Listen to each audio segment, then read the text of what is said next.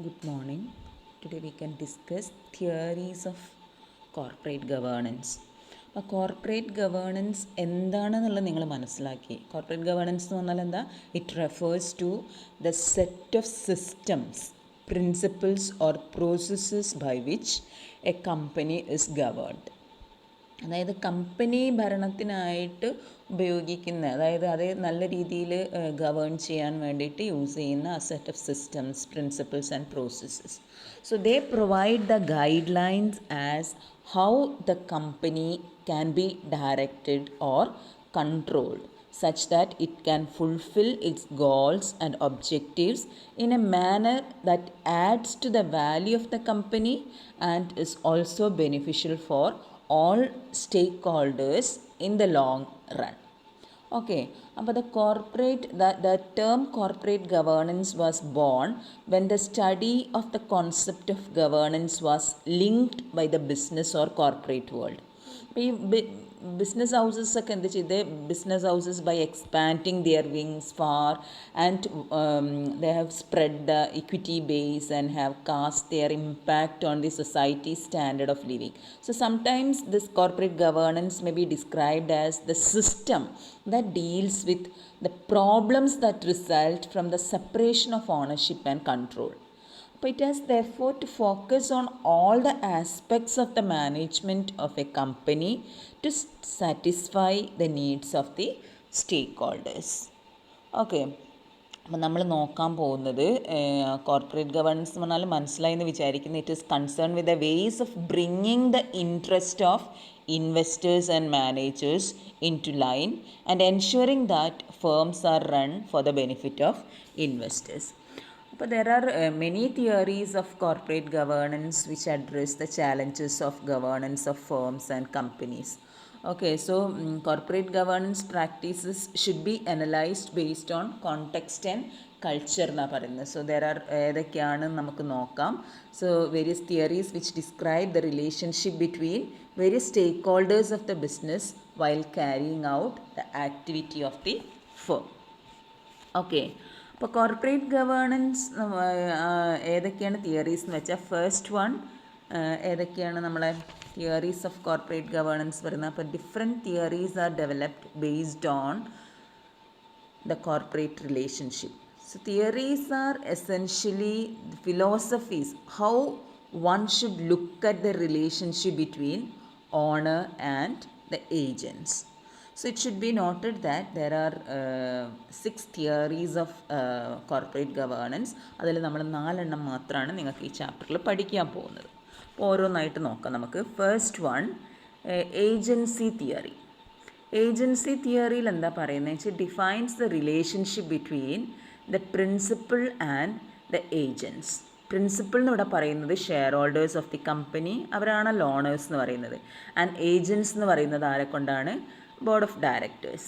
So according to this theory the principals of the company hire the agents to perform work. അതായത് share ഹോൾഡേഴ്സാണ് ഡയറക്ടേഴ്സിനെ നിയമിക്കുന്നത്. അവരുടെ കമ്പനീൻ്റെ നടത്തിപ്പിന് വേണ്ടിയിട്ട് ഡയറക്ടേഴ്സിനെ നിയമിക്കുന്നത് ആരാണ്?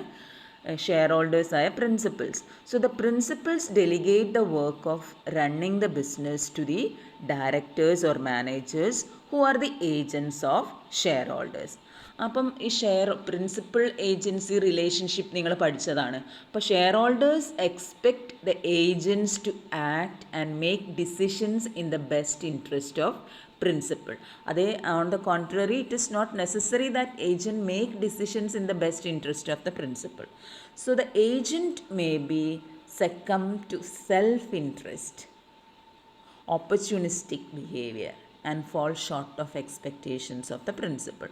അതായത് ഷെയർ ഹോൾഡേഴ്സ് വിചാരിക്കുന്ന പോലെ തന്നെ ആ ഒരു ഇതിൽ പെർഫോം ചെയ്തോളണം എന്നില്ല agents. So the key feature of agency theory is separation of ownership and control, and this theory prescribes that people or employees are held accountable in their tasks and responsibilities, and rewards and punishments can be used to correct the priorities of agents. അപ്പോൾ എപ്പോഴും priority ആർക്കാണ് കൊടുക്കേണ്ടത്? അതായത് share ഹോൾഡേഴ്സിൻ്റെ ഇൻട്രസ്റ്റിനനുസരിച്ച് പ്രവർത്തിക്കുകയാണെങ്കിൽ ഏജൻസിന് എന്ത് ചെയ്യുക, നല്ല കാര്യങ്ങൾ ചെയ്യണ റിവാർഡ് ചെയ്യുക, ചീത്ത കാര്യങ്ങൾ ചെയ്യണ പണിഷ് ചെയ്യുക. ആ ഒരു രീതിയിലാണ് ഏജൻസിൻ്റെ പ്രയോറിറ്റീസ് കറക്റ്റ് ചെയ്യാൻ വേണ്ടിയിട്ട് ചെയ്യേണ്ടത്. മനസ്സിലായല്ലോ? അപ്പോൾ the principal agent relationship arises in the corporate world when the owners appoint managers to look after their business എന്നാണ് പറയുന്നത്. മനസ്സിലായല്ലോ? അപ്പോൾ അത് ഈ ഏജൻസി തിയറിയിൽ ഇതേ പറയുന്നുള്ളൂ, the relationship as a principal and agent relationship. അതായത് പ്രിൻസിപ്പൽ എന്ന് പറയുന്നത് ഷെയർ ഹോൾഡറാണ്, ഏജൻറ്റ് എന്ന് പറയുന്നത് ബോർഡ് ഓഫ് ഡയറക്ടേഴ്സാണ്. If the director is self focused and concentrate exclusively on their personal advantage then the development of the organisation will be in doldrum എന്നാണ് പറയുന്നത്. അതായത് അത് അട്ടർ ഫെയിലിയർ ആയിരിക്കും കോർപ്പറേറ്റ് ഗവേണൻസിന്. മനസ്സിലായല്ലോ? അതോടുകൂടി ഡയറക്ടേഴ്സ് അവരുടെ പേഴ്സണൽ അഡ്വാൻറ്റേജ് മാത്രം നോക്കുന്നുണ്ട്. അതായത് സ്റ്റേക്ക് ഹോൾഡേഴ്സിന് ഇൻട്രസ്റ്റ് അല്ലെങ്കിൽ ഷെയർ ഹോൾഡേഴ്സിന് ഇൻട്രസ്റ്റ് അവർ കൺസിഡർ ചെയ്യുന്നില്ല എന്നുണ്ടെങ്കിൽ ആ ബിസിനസ് എന്തായിരിക്കും എന്ന് പറഞ്ഞത് അട്ടർ ഫെയിലിയർ ആയിരിക്കും. മനസ്സിലായോ agency theory? Second one is stewardship theory. അപ്പോൾ this is one of the important theories of corporate governance. Stewardship theory states that a steward protect and maximizes shareholders' wealth through firms' performance. Stewards എന്ന് പറഞ്ഞിട്ടുണ്ടെങ്കിൽ ആരാ? Company executives and managers working for the share holders protect and make profit for the share holders. അപ്പോൾ stewards are satisfied and motivated when organizational success is attained എന്നാണ് പറയുന്നത്. So it stresses on the position of employees or executives to act more autonomously so that the shareholders' returns are maximized. The employees take ownership of their jobs and work at their diligence. അതായത് ഈ stewardship തിയറിയിൽ മാനേജേഴ്സിനെയാണ് നമ്മൾ stewards എന്ന് പറയുന്നത്. അപ്പോൾ managers are basically motivated by owners interest. മനസ്സിലായല്ലോ? അതായത് organisational objectives അല്ലെങ്കിൽ ഷെയർ ഹോൾഡേഴ്സ് ഇൻട്രസ്റ്റ് ഇതാക്കാൻ പറ്റിയിട്ടുണ്ടെങ്കിൽ അവർക്ക് സന്തോഷമായി. So the interest of the principal and the managers always converge. അതായത് the role of management is to facilitate and explore എന്നുള്ളതാണ്. അപ്പം managers have a great attachment towards the company. They focus on empowering the people and making the job more challenging and motivating. Okay, the next one is stake holder theory. Stake holders എന്ന് പറഞ്ഞിട്ടുണ്ടെങ്കിൽ എല്ലാവരും വരും, share holders മാത്രമല്ല, ആർക്ക് ബിസിനസ്സിൽ എന്താ പറയുക ഇതിൽ interest ഉള്ള എല്ലാവരും വരും. അപ്പോൾ it is A combination of different theories, considerations such as ethics of care, fiduciary relationship, social contract theory and theory of property right etcetera. ഇതെല്ലാം കൂടിച്ചേർന്നിട്ടുള്ളൊരു തിയറിയാണ് സ്റ്റേക്ക് ഹോൾഡേഴ്സ് തിയറി എന്ന് പറയുന്നത്. Stake holders theory propose that the business has accountability towards different stake holders in the society. അപ്പം ബിസിനസ്സിന് എന്തുണ്ട്? സ്റ്റേക്ക് ഹോൾഡേഴ്സിൻ്റെ അടുത്തൊരു responsibility. അപ്പോൾ സ്റ്റേക്ക് ഹോൾഡേഴ്സ് എന്ന് പറഞ്ഞിട്ടുണ്ടെങ്കിൽ രണ്ട് തരത്തിൽ വരും. പ്രൈമറി അല്ലെങ്കിൽ ഇൻറ്റേർണൽ സ്റ്റേക്ക് ഹോൾഡേഴ്സ് വരും, അതേപോലെ സെക്കൻഡറി എക്സ്റ്റേർണൽ സ്റ്റേക്ക് ഹോൾഡേഴ്സ് എന്ന് പറയാം. അപ്പോൾ ഈ പ്രൈമറി സ്റ്റേക്ക് ഹോൾഡേഴ്സ് എന്ന് പറഞ്ഞിട്ടുണ്ടെങ്കിൽ ആരെക്കൊണ്ടാണ്? Investors, customers, employees, suppliers, creditors, ഇവരൊക്കെയാണ് പ്രൈമറി സ്റ്റേക്ക് ഹോൾഡേഴ്സ് എന്ന് പറയാം. നേരെ മറിച്ചിട്ട് സെക്കൻഡറി എന്ന് പറഞ്ഞിട്ടുണ്ടെങ്കിൽ community, political group, trade association and government. അപ്പോൾ ദ മാനേജേഴ്സ് എന്ത് ചെയ്യണം? They have to maintain the interest of all the stake holders without losing the interest of each other. എല്ലാവരെയും ഒരേ രീതിയിൽ അവരുടെ താല്പര്യങ്ങൾ സംരക്ഷിച്ചുകൊണ്ട് പോകണം എന്നുള്ളതാണ് മാനേജ്മെൻറ്റിൻ്റെ duty. So according to this theory not only the share holders but also the other stake holders are eligible for a fair return from the organisation.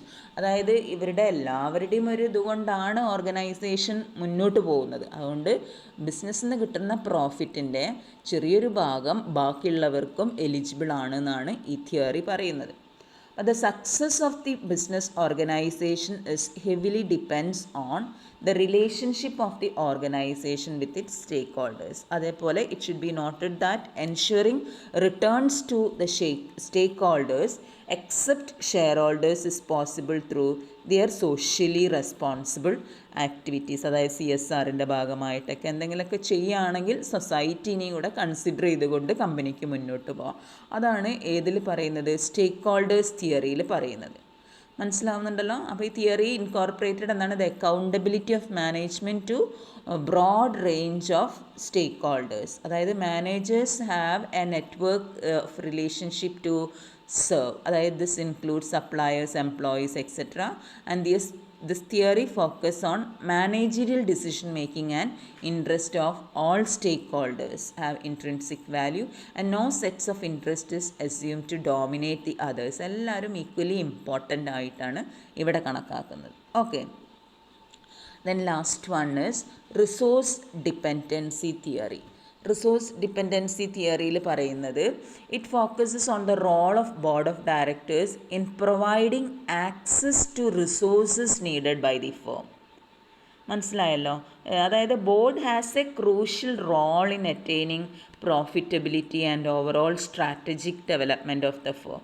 അപ്പോൾ owners have to appoint resourceful directors in to the board എന്നാണ് പറയുന്നത്. അതായത് resourceful directors എന്ന് പറയുന്നത് ആരെ കൊണ്ടാണ്, the person with ample of experience and wide network among the different corporate sectors. So the organisation can utilise the experience and network of the directors in order to attain the strategic resources and thereby ensuring organisational success. Okay, ഇപ്പോൾ directors ആണ് ഒരു important role ഓർഗനൈസേഷൻ്റെ ഡെവലപ്മെൻറ്റിന് വേണ്ടിയിട്ട്. അപ്പോൾ the provision of resources enhances organisational functioning, firms performance and its survival. അപ്പോൾ directors can be classified in to 4 categories here. ഏതൊക്കെയാണ്? Insiders, business experts, support specialist and community influentials. അപ്പോൾ എത്രത്തോളം റിസോഴ്സ്ഫുള്ളാണ് ഒരു ഡയറക്ടേഴ്സ് എത്രത്തോളം റിസോഴ്സ്ഫുള്ളാണെന്ന് അതിനെ ഡിപ്പെൻഡ് ചെയ്തിരിക്കും ഓർഗനൈസേഷണൽ സക്സസ് എന്നാണ് പറയുന്നത്.